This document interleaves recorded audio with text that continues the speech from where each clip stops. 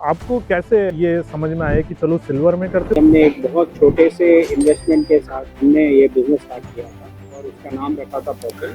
Plan किया जैसे तो कुछ हुआ ही नहीं, क्योंकि प्लान में तो चांदी कभी था ही नहीं। Greatest of the things are discovered by accident, but accidentally हमने ये डिस्कवर किया कि चांदी की ज्वेलरी में बहुत ज़्यादा गैप है इन द मार्केट। बहुत कम मैन्युफैक्चरिंग है और बहुत उसमें स्कोप है। चीज़ ऐसी कर सकते थे जो इम्पैक्टफुल है।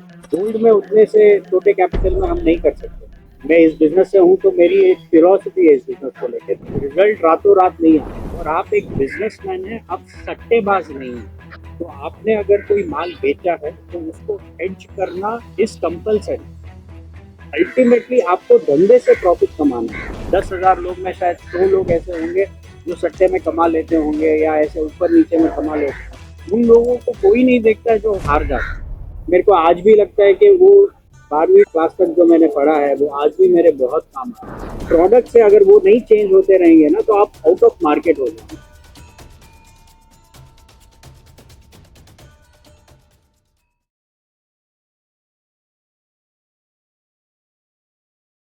नमस्ते दोस्तों, मैं हूं वीरेंद्र व्यास और आप देख रहे हैं गोल्ड सिल्वर न्यूज़ का podcast the big Boolean show, जिसमें हम बात करते हैं ज्वेलर्स की, इन्वेस्टर्स की, ट्रेडर्स की और आम आदमी की, और इनसे जुड़ी, इनको अपने जीवन में आगे बढ़ाने या उनको किसी तरह से काम आने वाली बातें हम इसमें बताते हैं। और इसका उद्देश्य हमारा ये है कि आप चाहे अपने बिजनेस में हो, चाहे अपने इन्वेस्टमेंट में हो, चाहे अपने ट्रेड में हो, ज़रूर कुछ ना कुछ इससे आपको मिले। और आज हम बात कर रहे हैं इंडिया में सिल्वर की ज्वेलरी को नया डायमेंशन देने वाली कंपनी पर्पल की। और इनके जो फाउंडर है नितेश जैन जी, वो हमारे साथ हैं, इनसे हम चर्चा करेंगे। नमस्ते नितेश भाई। नमस्कार। सर, आपने सिल्वर की ज्वेलरी को एक, इंडिया में अगर मैं कहूँ तो एक नया डायमेंशन दिया है, तो अपनी थोड़ी जर्नी के बारे में आप हमें बताइए। हमारा काफी हम्बल स्टार्ट रहा था। ये एक्चुअली पर्पल मैंने और मेरे कजिन ने स्टार्ट किया था। एंड इसके पहले हम लोग आके एक बैंगलोर में एक रिटेल कॉर्पोरेट था जिनके वहाँ पे हम लोग सर्विस करते थे। तो फिर काफ़ी टाइम तक, ऑलमोस्ट 8-9 ईयर्स हम लोग ने वहाँ पे सर्विस की और उसके बाद में हमने डिसाइड किया कि खुद का बिजनेस करना है। तो तभी हमने एक बहुत छोटे से इन्वेस्टमेंट के साथ घर से पैसे लेके हमने ये बिजनेस स्टार्ट किया था और उसका नाम रखा था पर्पल। और ये हमारा फैमिली बिजनेस है अभी। और पिछले 12-13 साल में हमने काफ़ी ग्रो किया है और भगवान की काफ़ी कृपा रही है हम पर। सिल्वर B2B बिजनेस में हम one of the first P round में भाग लेने वाले पहले कंपनी हैं जिनको एक काफ़ी बड़ा इन्वेस्टमेंट भी मिला बाहर से। तो ये दर्शाता है कि कहीं ना कहीं हमारे प्रोडक्ट में हमारे जो इकोसिस्टम हमने क्रिएट किया है, तो ये उसको एक वैलिडेशन देता है कि हम एक सही दिशा में जा रहे हैं। पर, ये हुआ। पर्पल नाम के पीछे कोई कहानी है? हाँ हाँ, ये मेरे बड़े भैया ने नाम दिया था। ये बोला कि तुम लोग अभी तक, मीन्स इंग्लिश में एक टर्म होता है पर्पल पैच, जो आपके जीवन का जो सबसे बेस्ट भाग होता है उसको आपके जीवन का पर्पल पैच कहा जाता है। तो उन्होंने यही कहा था कि ये तुम्हारे बिजनेस जर्नी का सबसे बेस्ट दौर होगा, तो इसको आप पर्पल नाम दो। तो इसलिए हमने इसका नाम पर्पल रखा। नहीं, आपने उसको साकार भी किया, क्योंकि आपने जैसे कहा काफी बड़ी फंडिंग ली और आपने सिर्फ सिल्वर, मतलब पूरा मार्केट अगर हम देखें, इंडिया का मार्केट अगर देखें, तो गोल्ड डोमिनेटेड ज्यादा है, गोल्ड ज्वेलरी डोमिनेटेड ज्यादा है। तो आपको कैसे ये समझ में आया कि चलो सिल्वर में करते हो? सिल्वर में भी जो आपकी ज्वेलरी में देखता हूँ, उसकी फिनिशिंग काफी अलग होती है, मतलब उसको देखने में एक अलग से लग जाता है। मैं कहीं भी किधर भी देखूं तो मुझे लग जाता है कि ये पर्पल नहीं बनाई होगी। कि बहुत सी चीज़ें है ना एक्सीडेंटली डिस्कवर होती हैं। तो पहले जब हमने पर्पल स्टार्ट किया था, मैं खुद भी गोल्ड का ही काम ज़्यादा करता था और हम लोग प्लैटिनम के डिस्ट्रीब्यूटर थे। कोई कंपनीज के हम लोग प्लैटिनम ज्वेलरी के डिस्ट्रीब्यूटर थे। बट एक्सीडेंटली हमने ये डिस्कवर किया कि चांदी की ज्वेलरी में बहुत ज़्यादा गैप है इन द मार्केट। बहुत कम मैन्युफैक्चरिंग है और बहुत उसमें स्कोप है। तो इसलिए, और उस टाइम जब हमने स्टार्ट किया हम भी काफ़ी छोटे थे, तो इन टर्म्स ऑफ हमारा कैपिटल इन्वेस्टमेंट भी काफ़ी कम था। तो चांदी का प्राइस हमारे हमारे लिए सबसे बेस्ट ऑप्शन था to get into than gold, क्योंकि गोल्ड में आपका कैपिटल बहुत बड़ा चाहिए होता है। कंपैरेटिवली सिल्वर में उस टाइम भाव करीबन 40-50 रुपए किलो के, आई मीन 50,000 रुपये किलो के थे। तो वो हमारे लिए, जितनी हमारी लिमिटेड कैपिटल थी उसमें हम कुछ एक क्या बोलते हैं, एक चीज़ ऐसी कर सकते थे जो इम्पैक्टफुल हो। गोल्ड में उतने से छोटे कैपिटल में हम नहीं कर सकते। तो इसीलिए हमने ये डिसीजन लिया कि हम गोल्ड का बिजनेस बंद करेंगे और चांदी का शुरू करेंगे, तो उसमें हम कुछ एक बड़ा इम्पैक्ट ले आ पाएंगे जो हम गोल्ड में शायद नहीं कर पाते। नहीं तो आपने कोई मेटलर्जी की पढ़ाई वढ़ाई की है या इस टाइप का कुछ नहीं, मेरा इंटरेस्ट हमेशा टुवर्ड्स साइंस रहा है। मैं मतलब 12वीं तारीख क्लास तक तो मैंने साइंस ही पढ़ा, उसके बाद में मैंने कॉमर्स लिया था। बट मेरे को आज भी लगता है कि वो 12वीं क्लास तक जो मैंने पढ़ा है वो आज भी मेरे बहुत काम है। इन टर्म्स ऑफ केमिस्ट्री ले लीजिए, फिजिक्स ले लीजिए, मेरे मैन्युफैक्चरिंग में बहुत हेल्प कर रहा है। फिर मैंने उस टाइम कंप्यूटर साइंस भी पढ़ा था, तो थोड़ा बहुत मुझे उसका भी नॉलेज था। और एक एक सेल्फ इंटरेस्ट की भी बात है। आप अगर, ऐसा ज़रूरी नहीं है कि उस चीज़ की पढ़ाई करनी है, बिना पढ़ाई के भी अगर आपका उस फील्ड में इंटरेस्ट है तो आप उसमें डीप डाइव करते हैं। और जैसे आप जितना डीप जाते हैं चीज़ें समझ जाते हैं, क्योंकि बेसिक अंडरस्टैंडिंग चाहिए। ऐसा नहीं है कि अभी मेरी कंपनी डिज़ाइनिंग के लिए बहुत जानी जाती है, the kind of design that we do. मैं बैठ के तो डिज़ाइन नहीं बनाता हूँ, लेकिन मैं डिज़ाइनर के साथ ज़रूर बैठता हूँ ये समझाने के लिए कि मुझे आउटपुट क्या चाहिए। टेक्निकली चीज़ें वही बनाता हूँ कि डिज़ाइन क्या करना है, कैड पे क्या ड्राइंग, मतलब कैसे उसको स्ट्रक्चर देना है, वो लोग करते हैं। बट उनके साथ बैठ के अल्टीमेटली क्या मुझे आउटपुट चाहिए, उसमें बहुत सारे आइट्रेशंस होते हैं, बहुत सारी चेंजेस होते हैं जो हमको उनको बताना पड़ता है। और वो समझ के उसको टेक्निकली कैसे उस आउटपुट पे अराइव करना है, वो उनका काम है। तेज भाई एक चीज मुझे समझाइए। जैसे आज तो आप बड़े बन गए तो सब लोग जानते हैं, पर बीच बीच में हर व्यक्ति के जीवन में ऐसे दौर आते, चाहे बिजनेस में हो, किसी के में भी स्टार्ट करते हैं तो काफी कुछ ना कुछ ऐसे पीरियड्स जरूर आते हैं जिनको अगर आपने पार पा लिया तो आप फिर अगली सीढ़ी पर तेजी से चल सकते हैं। तो आपके साथ भी ऐसे ही हुआ या एकदम नॉर्मल तरीके से बिजनेस आपने जैसे सोचा था, जैसे प्लान किया था? नहीं, प्लान किया जैसे तो कुछ हुआ ही नहीं, क्योंकि प्लान में तो चांदी कभी था ही नहीं, एक्चुअली नहीं था। वो तो मैंने बोला ना, greatest of the things are discovered by accident. तो it was except by accident that we discovered के सिल्वर में बहुत बड़ी अपॉर्चुनिटी है। एंड लकीली भगवान की कृपा रही हम पे कि हम, we were able to do something impactful. And इसमें क्या है, एक परसिस्टेंस भी होना चाहिए कि आपको भाई, अगर आपको लगता है आपके विजन में कि ये चीज़ अचीव हो सकती है, तो आप, एंड जब तक आपको ये बिलीफ नहीं हो कि नहीं मैं जो कर रहा हूँ वो गलत है, आपको उसको परस्यू करते रहना, तभी जाके रिजल्ट आता है। रिजल्ट रातों रात नहीं आता। जब आप उस कोई चीज़ पे कंटिन्यूअसली काम करते हैं, बहुत सारा R&D करते हैं to achieve something, then it is possible. वरना हम सोचते हैं कि पहले अटेम्प्ट में हुआ तो ठीक है, वरना नहीं हुआ तो छोड़ देंगे। तो आप एक बहुत बड़ी अपॉर्चुनिटी के ऊपर रिस्क ले रहे हैं कि वो अपॉर्चुनिटी शायद बहुत बड़ी है, बट आप उसको परसीव नहीं कर रहे हैं, इसलिए वो आपके हाथ से वो opportunity, you are losing that opportunity. एक चीज और मुझे समझाइए, आज का जो बिजनेस है उसमें सर्वाइवल और ग्रोथ, क्योंकि कंपटीशन भी बढ़ रहा है, क्या चीज इंपॉर्टेंट है? क्या आपको लगता है कि सर्वाइवल भी हो और ग्रोथ भी हो? क्योंकि अभी जैसे हमने देखा ये फेज आते रहेंगे, प्राइजेस एकदम 4 लाख शूट कर गए, बैकएंड में आपने हेजिंग नहीं किया है, बैकएंड में आपने माल नहीं रखा है और आपने सामने सेल करके रखा हुआ है, तो अचानक से एक फेज आएगा और आप मतलब आपको समझ में नहीं आएगा कि इस दौर में मैं क्या करूं। सो सर्वाइवल और ग्रोथ, इस इसके लिए आज के समय में एक बिजनेस पॉइंट ऑफ व्यू से देखें तो क्या सबसे ज्यादा चीज आपको इम्पोर्टेंट लगती है? इसमें मेरी एक फिलॉसफी है जो मैं एक्सप्लेन करना चाहूँगा। फर्स्ट तो आपको ये समझना है, मैं ज्वेलरी पॉइंट ऑफ व्यू से बोल रहा हूँ, not from other businesses, because मैं इस बिजनेस से हूँ तो मेरी एक फिलॉसफी है इस बिजनेस को लेकर, तो मैं उस पॉइंट ऑफ व्यू से बोल रहा हूँ। आप एक ज्वेलरी मैन्युफैक्चरर है, आप एक इन्वेस्टर नहीं है, ठीक है, और आप एक बिजनेसमैन है, आप सट्टेबाज नहीं है। तो आपको ये बिजनेस का एक रूल बना लेना चाहिए कि आपको थ्रू आउट द ईयर एक स्टॉक को मेंटेन करके चलना है। तो आपने अगर कोई माल बेचा है तो उसको हेज करना इज कंपलसरी, और वो आप अगर हेज नहीं करेंगे तो दैट मीन्स आपने वो डील अभी तक क्लोज नहीं की है। वो आपको एक रूल बना लेना चाहिए। और दूसरा ये होना चाहिए कि आपका growth is not dependent on the increase of silver price और गोल्ड प्राइस।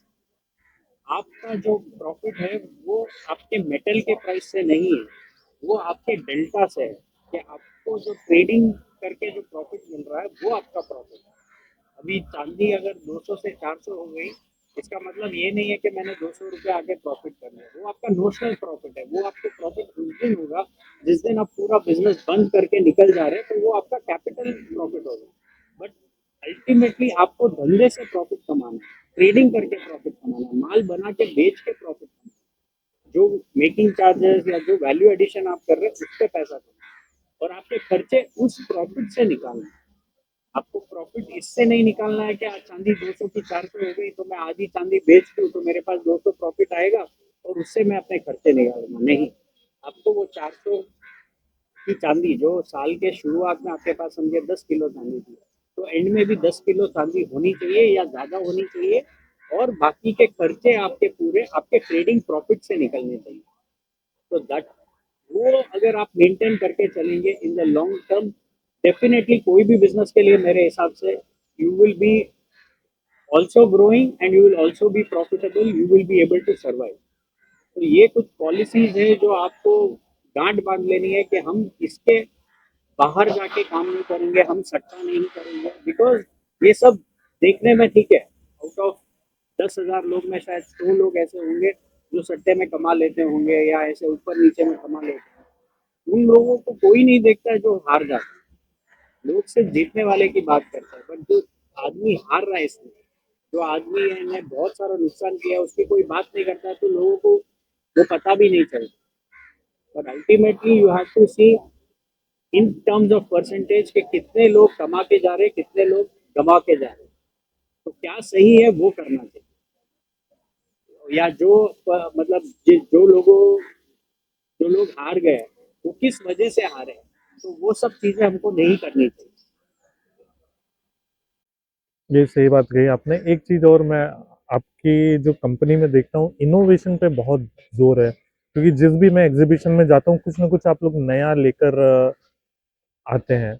तो ये इसके पीछे क्या फिलोसफी, जैसे एक आपने बता दिया कि ऐसा नहीं करना है बिजनेस में, कंटिन्यूअस इनोवेशन, ऐसा नहीं कि आपने एक बार कर लिया तो ठीक है आप उसको कर लेंगे।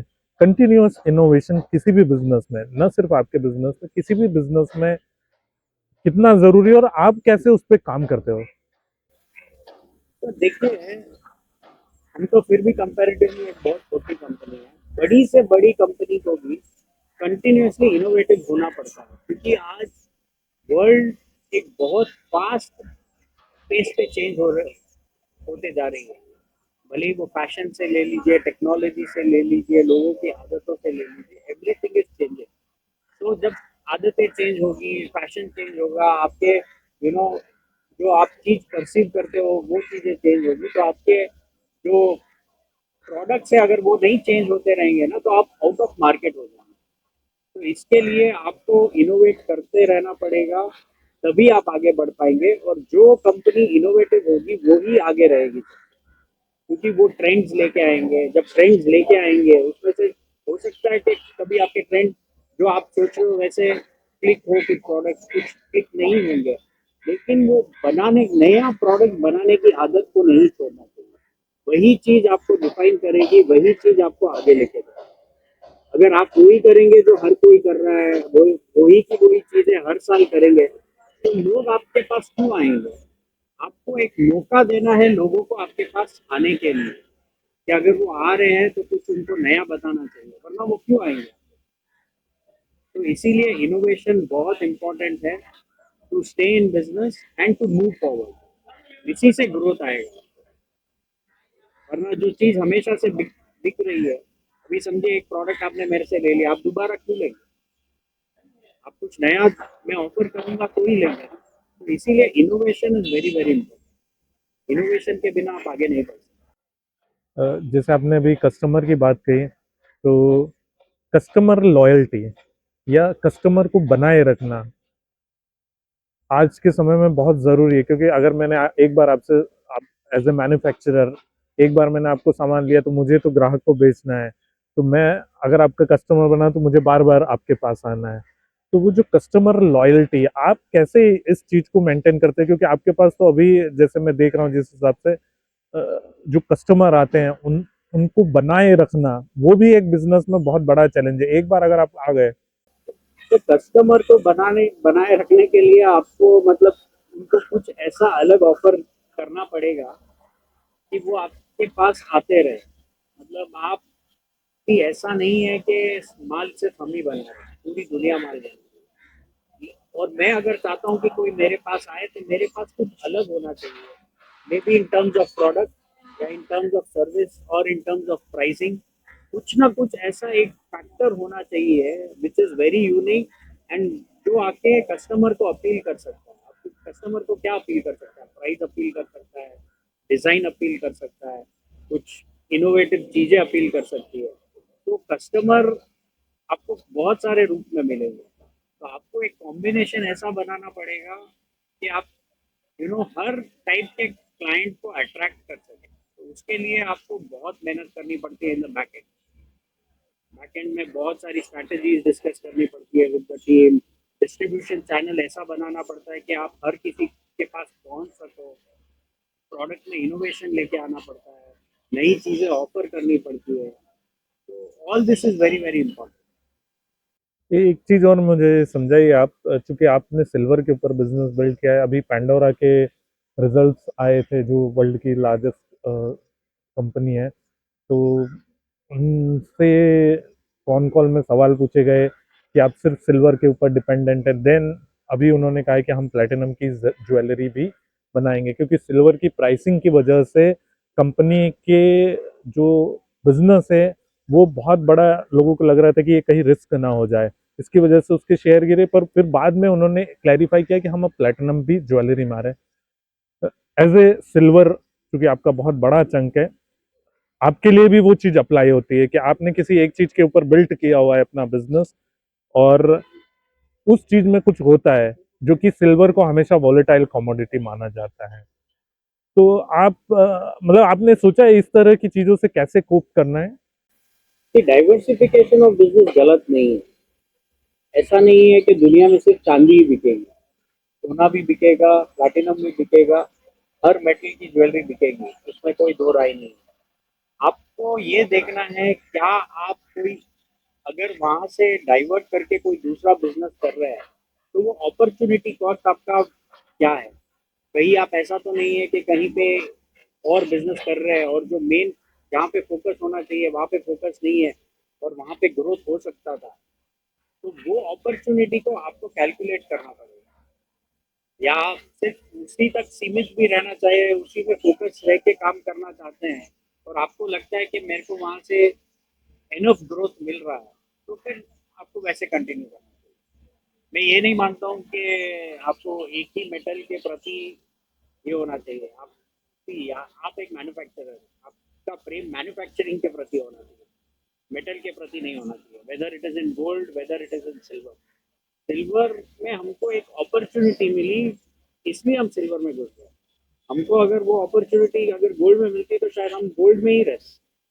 बट उस टाइम के सर्कमस्टांसेस ऐसे थे कि हमको करना पड़ा एंड हमने उसमें डीप डाइव करके हमने उसमें काफी इनोवेशन किए। जैसे जैसे हम बिजनेस में डीप जाते गए हमको ये एहसास हुआ कि ये अपॉर्चुनिटी है, ये नया सेगमेंट कर सकते हैं, ये एक नई ऑफरिंग हम दे सकते हैं कस्टमर को।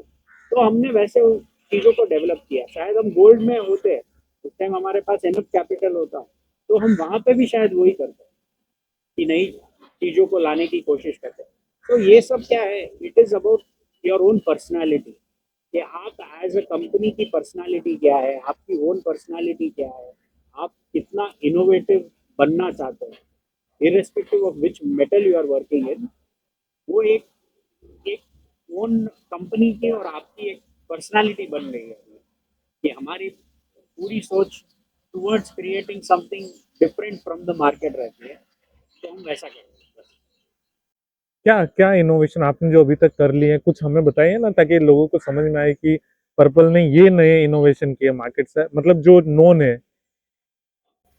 ये डेफिनेटली मेरे ख्याल से मोस्ट ऑफ द पीपल जो पर्पल को जानते हैं ये जानते ही होंगे कि हमने ड्यूरिंग कोविड में बहुत सारा R&D किया था in terms of making studded artifact, जो पहले मार्केट में अवेलेबल नहीं था। एंड हमको एक बहुत बड़ी वहाँ पे अपॉर्चुनिटी दिखी और हमारा business I can say on a large extent उस चीज से बिल्ड हुआ। हम वहाँ से पॉपुलर होना शुरू हुए, फिर हमने बहुत सारी चीजें की जो आके कस्टमर को एक्सेप्ट हुई और उनको लगा कि इनके पास जाने से बहुत से अच्छे और डिफरेंट प्रोडक्ट्स आपको मिल सकते हैं। तो वो एक हमारा एक बहुत बड़ा टर्निंग पॉइंट था इन लाइफ, और वो एक पिवट बोल सकते हैं कि उस वहाँ से हमको एक बहुत बड़ी ग्रोथ स्टोरी का एक मौका मिला।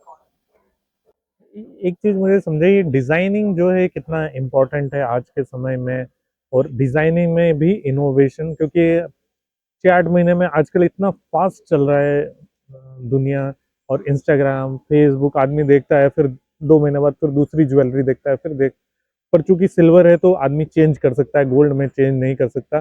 तो सिल्वर में कंटिन्यूअस डिजाइन आपको बहुत तेजी से चेंज करना पड़ता होगा। Definitely it is a continuous process.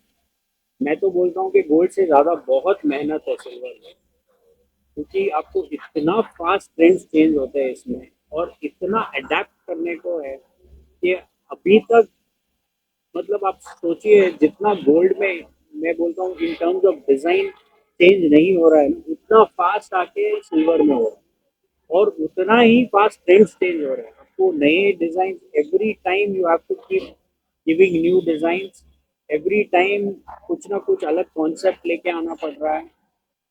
तो क्यों हम भी चाहते हैं कि मार्केट में ये चीज पेनिट्रेट हो। हम भी अभी तक मार्केट में सिल्वर को एस्टैब्लिश करना चाहते हैं। देखिए गोल्ड बहुत मैच्योर्ड मार्केट है और उसमें ज़्यादा एक्सपेरिमेंटेशन नहीं हो रहा, क्योंकि cost of experimentation is very high in gold compare to silver, क्योंकि आपका raw material cost is very low, तो आपका wastage comparatively cost of wastage is very low. तो ये चीज़ मैं जो बोल रहा हूँ ये मैन्युफैक्चरर समझेंगे कि it is very easy to create new new or do R&D on silver than it is to do in gold, because your cost of R&D in silver is comparatively cheaper। लेकिन ये trend भी इसमें इतना ही fast change हो रहा है, तो आपको आपका डिजाइन टीम, अगर आप एक मैन्युफैक्चरर है और चाहते हैं कि आगे ग्रोथ हो और काफी हद तक आप पेनिट्रेट करना चाहते हैं मार्केट में, तो आपको बहुत फास्ट टीम चाहिएगी जो डिज़ाइन डेवलप करे और बहुत कुछ। और डिज़ाइन डेवलपमेंट ट्रस्ट मी इतना इजी नहीं है। It is not just about sketching, sketch होने के बाद में कॉन्सेप्ट बनने के बाद में, क्यों आजकल मैन्युफैक्चरिंग पूरी हमारी, स्पेशली हमारी तो पूरी कैड बेस्ड हो गई है, तो उसको आके आपको जो कंप्यूटर एडेड डिज़ाइन में कन्वर्ट करने के लिए जो टीम लगती है और जो टाइम लगता है, वो दोनों बहुत है। टाइम भी बहुत ज़्यादा लगता है और बहुत बड़ी टीम भी चाहिए करने के लिए। एंड कुछ मैन्युफैक्चरिंग में बहुत सारे लिमिटेशंस भी होते हैं, कुछ आप कुछ समझिए कुछ एक बड़ा प्रोडक्ट बनाना चाहते हैं, वो मैन्युफैक्चरिंग करना इतना ईजी नहीं है। तो उसके लिए जो अलग टाइप की मशीनरी लगती है, अलग टाइप के आपको R&D करने पड़ेंगे, तब आपको रियलाइज होगा कि ये प्रोडक्ट कैसे बन सकता है, और फिर उसके बेसिस पे आप आके मशीन खुद को डेवलप करनी पड़ेगी, क्योंकि एक मशीन दो मशीन के लिए कोई कंपनी आपको नहीं बना के देगी। तो आपको इन हाउस हमने किया है, हमने इन हाउस मशीन्स बनाई हैं जो हमारे स्ट्रक्चर को मैन्युफैक्चर करने में हेल्प कर सकते हैं। तो ऐसे बहुत सारे चैलेंजेस आएंगे और आपका कितना उसमें इंटरेस्ट है, आप कितना उसमें इन्वॉल्व होना चाहते हैं या कितना डीप इन्वेस्टेड होना चाहते हैं, तो बात वो है बस। अभी चांदी के प्राइस में काफ़ी वोलेटिलिटी रही, गोल्ड में भी, खैर गोल्ड तो इतनी चाल से चल रहा है। ऐसे वोलेटाइल टाइम में जो बिजनेस है, क्योंकि आपको चलाते रहना है बिजनेस, तो इस समय आप क्या स्ट्रेटेजी अपनाते हैं, मतलब क्या चीज़ पे ध्यान देते हैं कि चलो भैया ये वोलेटाइल टाइम है, मतलब एक साल में आपका 1 लाख से 2.5 लाख, 3 लाख, 4 लाख, फिर वापस 2.5 लाख, ऐसे समय में, क्योंकि आपके पास तो वही कमोडिटी जिसके आप ऊपर आप बिजनेस कर रहे हैं। नहीं, it is not good for the business definitely. देखिए, मैं इन्वेस्टर के लिए ये बहुत अच्छी बात होगी कि चांदी इतना वोलेटाइल हो रहा है, तो उनको बाइंग सेलिंग का अपॉर्चुनिटी मिल रहा होगा एंड वो उसमें पैसे कमा रहे होंगे। बट एज ए ज्वेलर अगर देखें तो ये हमारे लिए कोई अच्छी बात नहीं है, क्योंकि क्या हो जाता है, एक when a consumer is coming two by a jewellery और एन आर्टिफैक्ट, उसके माइंड में ना एक प्राइस ब्रैकेट है। तो उनको क्या लगता है, जब 4 लाख का भाव चला गया ना, उनके लिए वो एक अनअफोर्डेबल रेंज में आ गया था। और उनको लगता था भाई, जो चीज़ आके मेरे को समझे 2 लाख में मिल रही थी, अभी मुझे 4 लाख में खरीदना पड़ रहा है, तो दे प्राइस बहुत बढ़ गया है, तो वो शायद नहीं ले रहे थे उसमें। और अब सडन में जब 2 लाख आ गया है, भाव 2.5 लाख आ गया है, तो उनको लगता है शायद प्राइस और नीचे गिर जाएगा, तो वेट करते हैं। तो this is not good for business. Business में चाहिए एक कंसिस्टेंसी। अगर प्राइस 4 लाख भी हो जाए, वो उसकी बात नहीं है, बट 4 लाख पे लंबे समय तक खड़ा होना चाहिए प्राइस।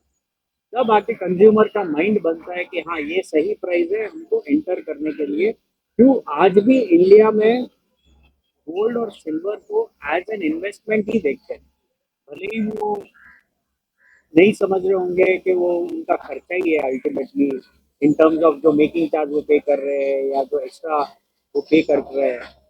बट उनके लिए एक इंडियन इमोशन में वो, मतलब कंज्यूमर के माइंडसेट में बैठ गया है कि gold and silver is an investment, we should enter at the lowest possible price. तो जब वो माइंडसेट से कस्टमर खरीद रहा है, तो वो चाहेगा कि प्राइस में स्टेबिलिटी हो, या तो वो फिर एक बहुत हाई के बाद एक बहुत बड़ा लो आए तब वो एंटर करे, या फिर प्राइस में स्टेबिलिटी चाहिए तब एंटर करे। वरना ऐसे वोलेटाइल रहेगा प्राइस, तो it is very bad for the business. और उसी समय अपने बिजनेस को चलाना वो एक बड़ा yes, challenge. It is a challenge big challenge, क्योंकि एज कंपनी जैसे जैसे बड़ी होगी, आपको ये भी ध्यान रखना है कि आपके खर्चे भी बड़े होंगे।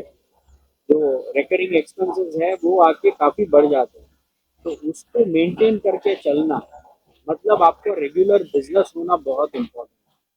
क्योंकि आपको अल्टीमेटली, जो मैंने पहले कहा था, कि आपको आपके स्टॉक से पैसा निकाल के खर्चे नहीं निकालने हैं, आपको आपकी कमाई से खर्चे निकालने हैं। तो इसके लिए रेगुलर कमाई होने के लिए रेगुलर बिजनेस होना जरूरी है, और वो बिजनेस नहीं होगा तो आपका कैपिटल खा जाएगा। इसके लिए it is very very important that price should stabilize, और अगर स्टेबलाइज नहीं होता है तो it will become very tough to do business. तो from manufacturer to business, businessman मैं कहूँगा, क्या थिंकिंग रहती है बिजनेस, मतलब एक चीज होता है कि आप अपना काम कर रहे हैं, ज्वेलरी बना रहे हैं, फिर आपको पता चला बिजनेस में यहाँ ये हो रहा है, वहाँ हो रहा है, इसको मैनेज करना है, उसको मैनेज करना है, वो थिंकिंग क्या रहती है इसके पीछे? नहीं, एक बहुत मतलब एक बहुत fascinating place to be an entrepreneur. आपको मैन्युफैक्चरिंग भी देखना है, सेल्स भी देखना है, इन्वेस्टर्स के पैसे बने वो भी देखना है, कि आप ग्रोथ कर रहे हैं वो भी देखना है, रिपोर्ट्स पढ़ने हैं, डेटा को स्टडी करना है। तो there is a lot which goes through it, and आप हर चीज़ खुद नहीं कर सकते, इसीलिए सही टीम्स बनानी बहुत ज़रूरी है, जो कंटिन्यूसली अपना काम करे, टाइम से आपको रिपोर्ट दे, ताकि आपका काम डिसीजन मेकिंग होना चाहिए। डेफिनेटली आपको कुछ चीज़ों में इन्वॉल्व होना पड़ता है, क्योंकि आपके इन्वॉल्व होने से बहुत इम्पैक्ट पड़ता है, मोटिवेशन लेवल टीम का भी बढ़ता है, उस टीम का। But it is very very important to delegate. आपके पास अच्छी टीम होनी चाहिए, टीम बनाना आपकी जिम्मेदारी है, और उनको उनको डेलीगेट करना काम, और उनसे प्रॉपर रिपोर्ट्स लेना, प्रॉपर डिलीवरेबल्स लेना, और फिर कंपनी का एक विजन के साथ में उनको अलाइन करना कि सब एक ग्रोथ पे रहे। एंड ग्रोथ आपको ये मेक श्योर करना है, अगर आपकी टीम आपके साथ रहनी है तो सिर्फ आपको नहीं, आपके टीम की ग्रोथ भी आपकी जिम्मेदारी है, क्योंकि टीम आपके साथ तभी तक जुड़ी रहेगी जब उनका भी ग्रोथ होगा, वरना they will also look for other opportunities elsewhere. And क्या है सर, एक टीम बिल्ड करने में बहुत टाइम लगता है। अगर टीम से कोई निकल जाए, कोई भी निकल जाए, तो वापस उस जगह पे किसी को रिप्लेस करना और उसको उस मतलब क्या बोलते हैं, डिलीवरी पॉइंट पे लेके आना इज वेरी टफ। सो अगर मैं बात करूं अगले 10 साल में आप पर्पल को कहाँ देखते हैं? रोड मैप में बहुत सारी चीज़ें हैं, बहुत कुछ अचीव करना है अभी तक। मैं तो बोलता हूँ कि समुंदर बहुत बड़ा है, बहुत गहरा है।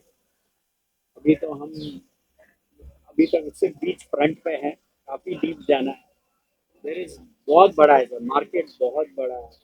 आप मार्केट से बड़े तो नहीं है, तो मार्केट इतना बड़ा है कि आपके सोच के ऊपर है, आप कितना कुछ ऑफर करना चाहते हैं, कितना आप बढ़ाना चाहते हैं काम, उतना काम मिलेगा।